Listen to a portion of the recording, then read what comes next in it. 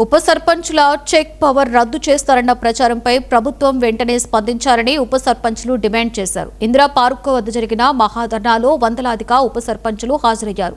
ప్రభుత్వం స్పందించుకుంటే చలో సెక్రటేరియట్ కార్యక్రమానికి పిలుపునిస్తామని తెలిపారు.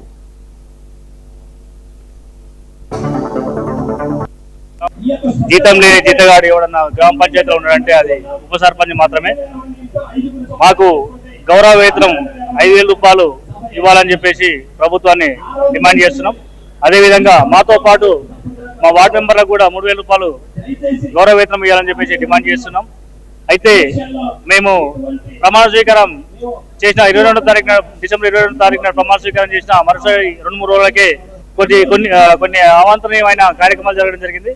చెక్కి మేకర్ కి తేడా తెలియక చెక్ పవర్ రద్దు అని చెప్పేసి వార్తాపత్రికల్లో రావడం జరిగింది. దాన్ని ఎమ్మటే పంచాయతీరాజ్ శాఖ మంత్రి వర్యులు సీతక్క గారు ఎమ్మటే ఖండించి చెక్ పవర్ రద్దు అనేది ఏం లేదని చెప్పేసి ప్రెస్ మీట్ పెట్టి చెప్పడం జరిగింది. అయితే మళ్ళీ ఇదే సమాచారం ఇదే వార్తలు మళ్ళీ కంటిన్యూ రావడం జరుగుతుంది. ఈ కంటిన్యూ రావడం తోటి సీతక్క గారిని ఒక 4-5 సార్లు కలవడం జరిగింది. మా కమిటీ మెంబర్లు అందరం కలిసి ఒక 7-8 మంది మినిస్టర్లను కలవడం జరిగింది.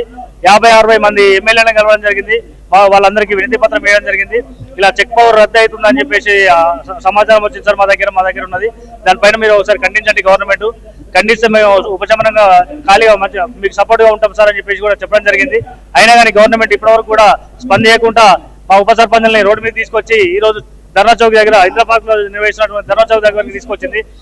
ఇప్పుడు కూడా ఈ 24 గంటలలో మీరు గవర్నమెంట్ స్పందించకపోతే ఈ ఉద్యమం ఊవెత్తున ఊగుతుంది, అసెంబ్లీ గేట్ల దాక్కుతుంది అని మా హెచ్చరిక వేయడం జరుగుతుంది.